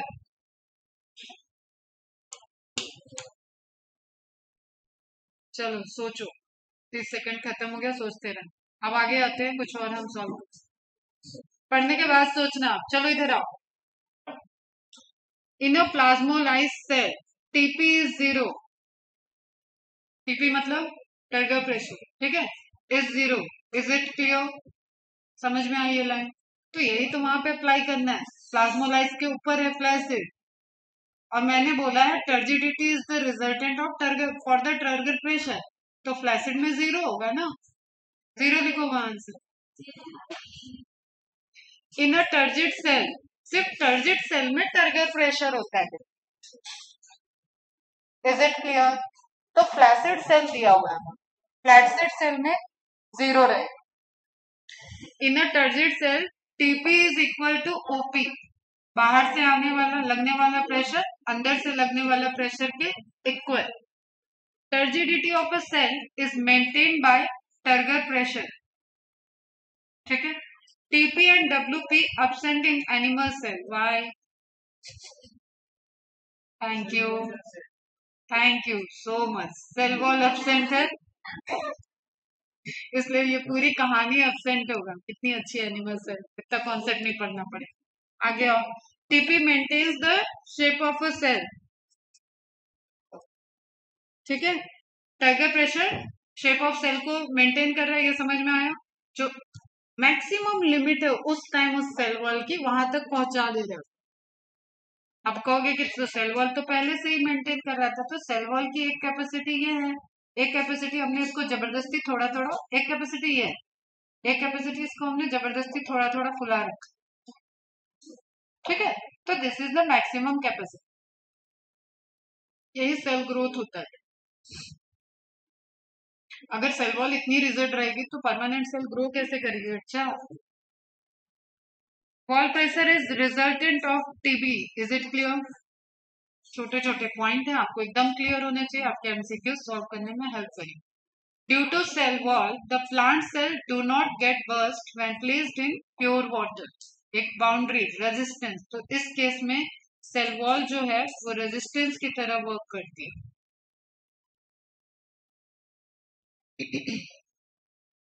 हो गया खत्म। चलो आगे पीछे में भी। कल वाले पे वापस चलते हैं। ठीक है, प्लाज्मोलिसिस। प्लाज्मोलिसिस में आपको थोड़े टर्म्स लिखने हैं। हाँ, क्योंकि आज मैं एनसीईआरटी पे चली गई थी ना, इसलिए आ गई। यहाँ तक थे कल पे। ये लेयर समझ में आ गई, इनका ऑस्मोटिक बैरियर समझ में आ गया था। सिग्निफिकेंस ऑफ ऑस्मोसिस बहुत इंपॉर्टेंट स्लाइड है, ये आपको सबको नोट्स में लिख लेना है। Root hairs of the root, सुनो अब जरा, वापस आ रहे बायो में, थोड़ा सुन लो काम की चीज। Root hairs of the roots absorb water. कहाँ है रूट हेयर? ये तुम्हारे दिमाग में होना चाहिए। From the soil through the process of osmosis. Significance, ठीक है, ऑस्मोसिस के फायदे। Importance: the conduction of water from one cell to another cell in plant and in distribution of water in plant through the osmosis. ये भी है। Radially जो आएगा उसमें डीपीडी भी अभी हम एंटर करा रहे हैं, लेकिन उसके पहले यहाँ तक खुश हो जाओ कितने की वजह से आ रहा है। अभी एक फैक्टर और बाकी। Turgidity is developed by the process of endosmosis. अंदर आने से टर्जिडिटी आएगी, which helps to maintain a definite shape of leaves, stem, flower. Also provide mechanical strength to the plant. ठीक है, एक मुरझाए हुए पौधे को खींच के उखाड़ना ज्यादा इजी है या टर्जिड पौधे? मुरझाए विल्टेड, जो ऑलरेडी मुरझाया हुआ है, मुरझाना समझ रहे हो? विल्टेड जिसमें सुबह से तुमने पानी नहीं डाला है, वो शाम तक तो वैसे ही कमजोर है, और जाके तुमने उस पर और जोर आजमाइश कर। तो टर्जिडिटी एक तरीके से मैकेनिकल स्ट्रेंथ प्रोवाइड करता है, जो अंदर जितनी पाइपलाइन है सब में पानी भर गया तो वो स्ट्रॉन्ग हो गया। The opening and closing of stomatic is also depends on the process of osmosis. The leaves of mimosa pudica, touch me not, छुई मुई का पौधा, are dropping down only by contact and dehiscence of fruit depends upon turgor change after osmosis. पका हुआ फल जो गिरता है वहां पे भी ये वर्क कर रहा है। ठीक है, पके हुए फल जहाँ पे भी लगे होते हैं वहां पे भी वाटर ट्रांसपोर्टेशन है, और पूरी एब्सिशन लेयर एक बनती है, उसमें भी ये रोल प्ले करता है। मतलब उस साइड आप डेhiscence कराओ, थोड़ी सी ड्राई कंडीशन ले आओ, वाटर का फ्लो रोक दो, तो धीरे धीरे वो क्या होगा, वहां से जो ज्वाइनिंग है, मतलब फल है इसलिए आपको मुरझाना नहीं है, ये ध्यान रखो। फल पके हाल में गिर जाते हैं, फूल सूख के गिरता है, पत्ती सूख के गिरती है, फल पक के गिरते हैं। ठीक है बेटा, तो वहां पे भी आपका ऑस्मोसिस वर्क करता है। The resistance power increase due to high osmotic concentration against the dry climate and low temperature. एक एक चीज को समझना है यहाँ पे, इसलिए बात मत करो बिल्कुल भी। आज पीडीएफ भेज देंगे और रात को सबको चक्कर आ जाना है। कल तुम्हारी सुपर सीनियर से डिस्कस भी हुआ है, उसका सजेशन है कि मैम स्किप कर, 2 दिन ट्राई करना फिर आप स्किप कर देना, ये सब चीज कोई नहीं पढ़ता है। समझ में आ रही बात? तो आप पढ़ोगे तो हम पढ़ाएंगे, अब तो वैसे बचा नहीं कुछ यहाँ पे, लेकिन अभी मैकेनिज्म में भी अंदर आने में आपको लगेगा इन सबको कैसे आपको वाइंड अप करना है। ये तो आप अलग अलग फैक्टर पढ़ रहे हो ना, आप अगर कोई प्रोजेक्ट बना रहे हो तो आप कुछ चीजें ले रहे हो, इंग्रेडिएंट्स ले रहे हो, तो दीज आर द इंग्रेडिएंट्स। अभी वाटर फ्लो तो बाकी है ना, तो सुनो एक एक चीज ध्यान से। The resistance power increases due to high osmotic concentration, मतलब सॉल्यूशन का कंसंट्रेशन बेटा जितना हाई होगा उतना ऑस्मोटिक पोटेंशियल निगेटिवली हाई होगा, और वो रोकेगा against the dry climate and low temperature. तो एक रेजिस्टेंस पावर आ जाएगी ड्राई कंडीशन में भी अंदर की कंडीशन मेंटेन रखने की, कि उसको बहुत ज्यादा सेल की डेथ ना हो, बहुत ज्यादा सेल का वाटर लॉस ना हो, इस तरीके की कंडीशन मेंटेन करने में भी ऑस्मोसिस रोल प्ले करता है। तभी आप सुबह से पानी डालना अगर भूल गए हो तो शाम तक आपका प्लांट अभी भी वेट कर रहा है, दैट इज इम्पोर्टेंट। उसके पीछे भी ऑस्मोसिस का फंडामेंटल है। ठीक है, अब प्लाज्मोलाइसिस जो पढ़ा है उसमें दो प्लाज्मोलाइसिस के टाइप्स देख लो। इंसिपिएंट टाइप्स नहीं है, मतलब स्टेजेस है। एक वो स्टेजेस जो अर्ली स्टार्ट हुई है, जब प्लाज्मा मेम्ब्रेन दूर होना स्टार्ट हो गई। ठीक है, सेल वॉल और प्लाज्मा मेम्ब्रेन के बीच में हाइपरटोनिक सॉल्यूशन को आने की जगह बनना स्टार्ट हुई। और दूसरा है एविडेंट, मतलब पूरी प्लाज्मा मेम्ब्रेन मोस्टली श्रिंक कर गई। ओके, देखो रियल इमेजेस हैं, समझने की कोशिश करो। इसको देख के लग रहा है तुम्हें कि यहाँ पे सफिशिएंट अमाउंट में वाटर प्रेजेंट है, कमी नहीं हुई है। और यहाँ पे आपको देख के लग रहा है कि हाँ बीच में कोई सॉल्यूशन आ चुका है और सारा प्रोटोप्लास्टिक कंटेंट एक एक जगह श्रिंक कर गया। और ये बाउंड्री, अब देखो मैं कुछ चीजें बता रही हूँ, ध्यान से देखो। This boundary is cell wall, अंदर की तरफ इसकी सेल वॉल है, बाहर की तरफ इसकी सेल वॉल है, बीच में क्या होती है, मिडिल लामेला। समझ में आया? ठीक है, अब ये वो स्पेस है जिसके लिए क्वेश्चन पूछ रहा है कि यहाँ पे कौन सा सॉल्यूशन होगा, तो हाइपरटोनिक इसका आंसर। तो ये होता है इंसिपिएंट एंड ये होता है आपका एविडेंट, जिसमें बहुत हाई प्लाज्मोलिसिस हो चुका है। तो इंसिपिएंट तक तो कोई फर्क नहीं पड़ेगा। Evident is like a alarming condition, अगर आप उसको हाइपोटोनिक सॉल्यूशन नहीं दोगे, हाइपोटोनिक कंडीशन नहीं दोगे, तो ये सेल डेथ की तरफ अब जा रही है। तो ऐसे क्वेश्चंस आपको मिलेंगे, सॉल्व करोगे पीवाईक्यूज।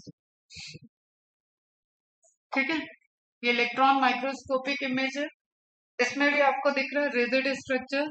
ये भरी पूरी सेल है एकदम बढ़िया, यहाँ तक पहुंचा। उसके बाद धीरे धीरे प्लाज्मा मेम्ब्रेन दूर होना स्टार्ट कर रही है, तो you can say it is incipient plasmolysis. दोनों के टाइप्स लिख लो बेटा और कंडीशन लिखो। And this is evident plasmolysis. पानी पियो, झटके ऐसे लगते रहेंगे, तो शुरुआत है पहला चैप्टर।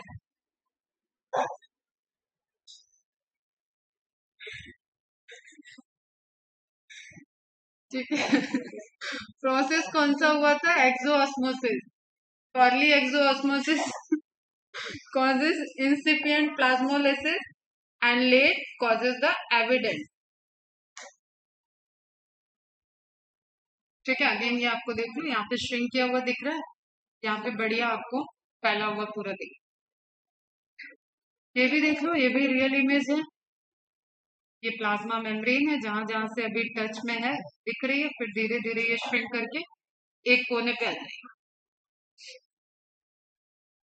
ठीक है, कौन सी कंडीशन इसमें इंसिपिएंट है, कौन सी एविडेंट है, कौन सा नॉर्मल है, बताओ फटाफट। इंसिपिएंट कौन सा है पहले तो यही बताओ। B is incipient plasmolysis, IP. ये एविडेंट प्लाज्मोलिसिस। बस इतना ही पढ़ना है, इतना तैयार हो जाता है आपका। हाइपरटोनिक कितना टाइम लगाओगे वो सब अब आपके बैकग्राउंड में चलेगा। If the evident plasmolysis continues it may cause the death of the cell. Concept clear होगा, तो ये सब कोई लिखने की जरूरत ही नहीं, दिमाग में गया या आज गया तो अब कभी जाने वाला भी नहीं। In a plasmolysed cell, the space between cell wall and cell membrane is occupied by the plasmolysing solution, which is hypertonic concentration। अब ये टर्म आ जाए तो सोचोगे कि बाप रे क्या आ गया।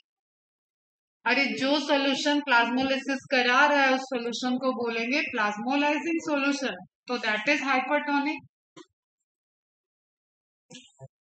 हर्षिता क्या हुआ, सही बोल रही हूँ ना मैं, है ना? तो उनको जिंदा रखना होश में रखना बहुत जरूरी है। क्यों देवाशीष, क्या हो रहा है?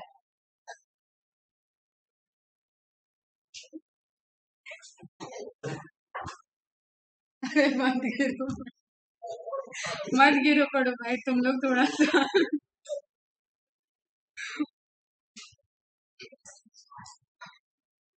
ये टर्म समझ में आया? ये टर्म सही क्लियर है? प्लाज्मोलाइजिंग सॉल्यूशन समझ में आ रहा है, जिससे प्लाज्मोलिसिस हो रही है जिस सॉल्यूशन की वजह से, तो वही सॉल्यूशन बीच में आ जाएगा। पता चले मैम ने तो हाइपरटोनिक पढ़ाया था, ऑप्शन में ही नहीं है, छोड़ के आ गए। When a plasmolized plant cell placed in hypotonic solution, it regains normal shape and size. Phenomena is deplasmolysis. Okay, अगर इसकी समरी बनाना है फटाफट, प्लाज्मोलिसिस इंसिपिएंट, एविडेंट, चलो धीरे धीरे लिख लो, एकदम आराम से, लिखा भी नहीं जा रहा, ठीक है। Incipient and then evident, evident plasmolysis, then deplasmolysis. अब इसको फिल इन द ब्लैंक्स कर दो फटाफट, क्या हो रहा है यहाँ पे प्रोसेस। हम पेन बदल लेते हैं थोड़ा सा, तुम लोग को सजाने की कोशिश करते हैं, जो हमसे होगा नहीं। यहाँ क्या था? प्लाज्मोलिसिस, ठीक है।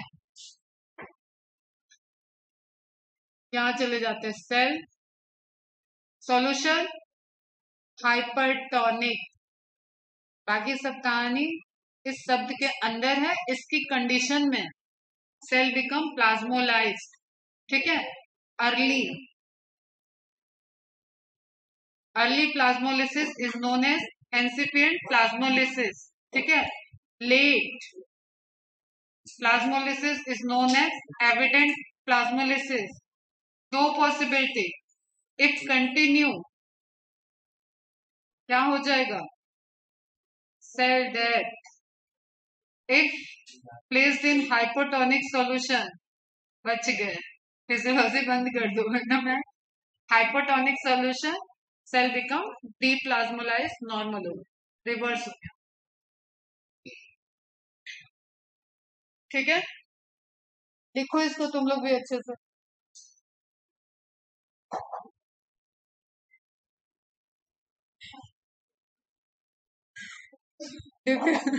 डिफ्यूजन प्रेशर पढ़ाए ना पढ़ा? नहीं,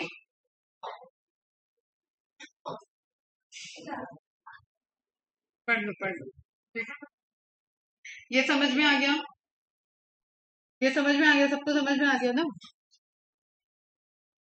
अब देखो ये तुम लोग को बिल्कुल अच्छे से समझ में आ जाएगा। Plasmoptosis, it takes place in RBC in which hypotonic solution is used. Water बाहर से अंदर की तरफ, कोई सेल वॉल नहीं है, सेल की हो जाएगी lysis, cell undergoes first lysis called death, खत्म कहानी। टर्म को क्या बोला आपने? प्लाज्मोप्टाइसिस। कंपैरिजन आता है प्लाज्मोलिसिस और plasmoptysis. Bacteria do not survive in salted pickle and jam. चलो थोड़ा सा मस्ती वाली बात है, आपने घर में देखा अचार? पहले भी हम इस पर बात वैसे कर चुके हैं, बेसिक लेक्चर। अचार देखा है, पिकल समझ में आता है ना, जैम भी खाया होगा, बढ़िया। कभी कभी रख के भूल भी गए होगे और अगले दिन भी वो अच्छा मिलता है, कैसे? Concentration is higher. अब इसको ले जाओ, थोड़ा सा सोचो, बैक्टीरिया अगर आया, इस पे बैठा, कॉलोनी बनाने की सोची और स्टार्टिंग किया, तो बैक्टीरिया का पानी कहाँ से कहाँ? अंदर से बाहर, बाहर की तरफ कंसेंट्रेशन हाई है, बैक्टीरिया मरा, लिखने जा रहे थे मरा, ठीक है। बैक्टीरिया की हो गई डेथ, इसलिए अचार सालों साल रखा रहता है, जैम आप कुछ टाइम तक रख सकते हो। इट डिपेंड्स कि कैसे कंडीशन में हो, आपके कोंकण एरिया में फिर भी खराब होता है, फंगस ग्रो कर जाता है, ठीक है। अचार को खाते वक्त एक बड़े बुजुर्ग लोग इंस्ट्रक्शन देते हैं, पानी का हाथ मत लगाना, ठीक है, पानी से मत छूना। What is this? क्यों? सॉल्यूशन आ जाएगा ऊपर, एक उसको सरफेस मिल जाएगा वाटर वाला, क्योंकि वाटर और ऑयल डिजोल्व नहीं होगा, तो वहां पे बैक्टीरिया आएंगे, ग्रो करने लगेंगे और फिर आपको एक कॉलोनी दिखेगी, तो आप उसको बोलते हो कि अचार खराब होने लगा। ठीक है। तो सॉल्टेड पिकल्स एंड जैम। फिर एक चीज और, अगर आपने अचार बर्नी वगैरह से इंटरेक्शन आपका हुआ होगा तो आपने ऑब्जर्व किया होगा, उसको टाइम टाइम पे हिलाते हैं, बड़ी अगर बर्नी है तो मार्केट से आप इतना सा देख लेके आ रहे हो, उसको हिलाने की कोई जरूरत नहीं, खत्म हो जाता है। जो बड़ी बड़ी बर्नी है वो सीजन में बनती है और फिर पूरे हम लोग को सालों साल चलती है। हम लोग के दादी नानी के गांव से आती है। ठीक है। कि गए गर्मी की छुट्टी में तो आपको उस सीजन का अचार मिलेगा, मिर्चे का भरवा अचार, आम का अचार, फिर उसको ले आओ, फिर आप साल भर खाते रहो, फिर जब छुट्टी आएगी तब जाएंगे तब मिलेगा। ऐसा माहौल चलता था। अब तो मार्केट में पैक मिल रहा है। तो वाई वो उतना सरवाइव कैसे करते हैं, उसका फिनोमिना है कि सॉल्टेड कंसंट्रेशन जो हाई है वो किसी भी लिविंग ऑर्गेनिज्म, चाहे वह फंगस ग्रोथ हो या बैक्टीरियल ग्रोथ हो, उसको सरवाइव सस्टेन करने नहीं देगा। और अगर आपने उसको मूव नहीं कराया है तो उस केस में क्या होता है, नीचे की तरफ कंसंट्रेशन ज्यादा हो जाएगा, ऊपर की तरफ कंसंट्रेशन लो हो जाएगा और ऊपर के साइड से अचार खराब होना स्टार्ट हो जाएगा। That is nothing, that is again hypertonic solution का गेन। माइकोप्लाज्मा पढ़ाते वक्त भी बताया, पढ़ाया कहाँ पहले तो ये बता दो, कहाँ पढ़ाया माइकोप्लाज्मा? और बायोलॉजिकल क्लासिफिकेशन में कहाँ पे?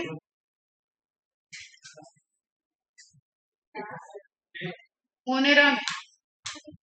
माइकोप्लाज्मा पढ़ाते वक्त भी वहां पे एक नोट्स में पॉइंट दिया है कि दैट इज ऑस्मोटिकली रेजिस्टेंस।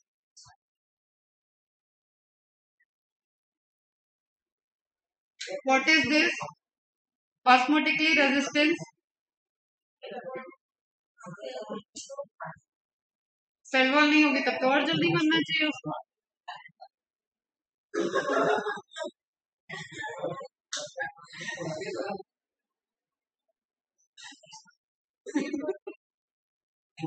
देखो उनको पता ही नहीं चला यार क्या हो गया। बताओ बेटा, माइकोप्लाज्मा ऑस्मोटिकली रेजिस्टेंस क्यों है, कहाँ पढ़ा है? राज कॉमेडी सर्कस कर।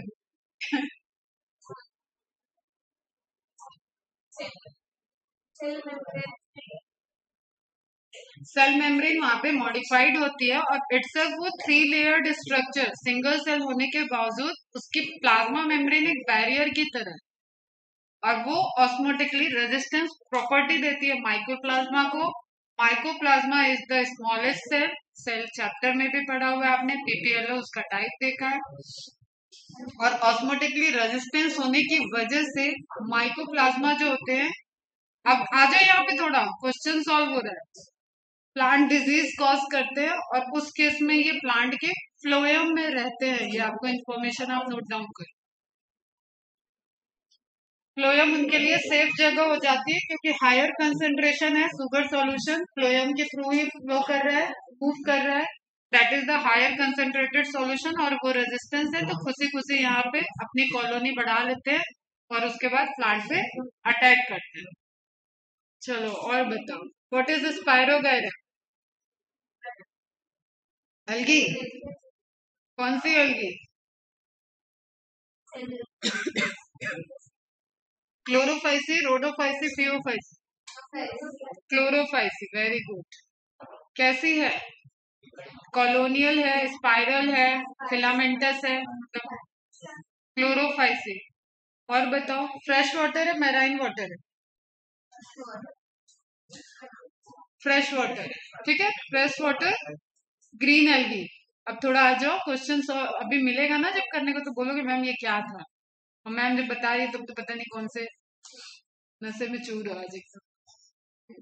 ठीक है बेटा, तो स्पायरोगैरा फ्रेश वाटर एल्गी है, दैट्स वाई आगे लाइन लिखा हुआ है can not grow in sea, and spirogyra examiner की बड़ी फेवरेट एल्गी, एकदम फेवरेट एल्गी है।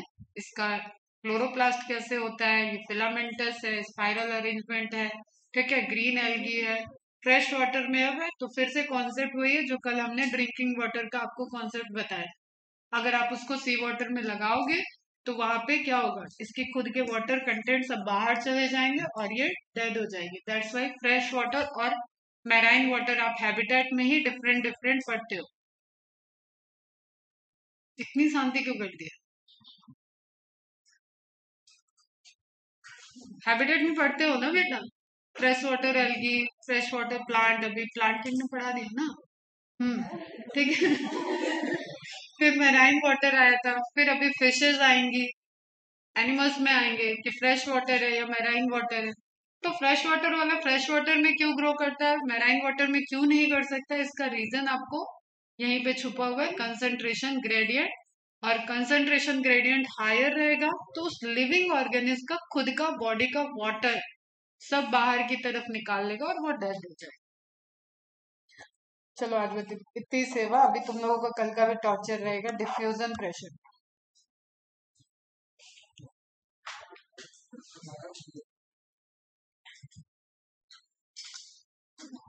डिफ्यूजन प्रेशर, उसके बाद इंड्यूशन,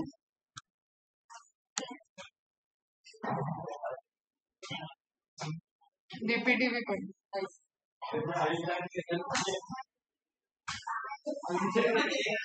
चलो एक मिनट जरा शांत रहो, तो 5 मिनट और। ये बताओ कैलकुलेशन। चलो पहले तो डीपीटी पढ़े ही नहीं है, ये भी नहीं पढ़ा है। चलो रहने तो बच गया, जाओ।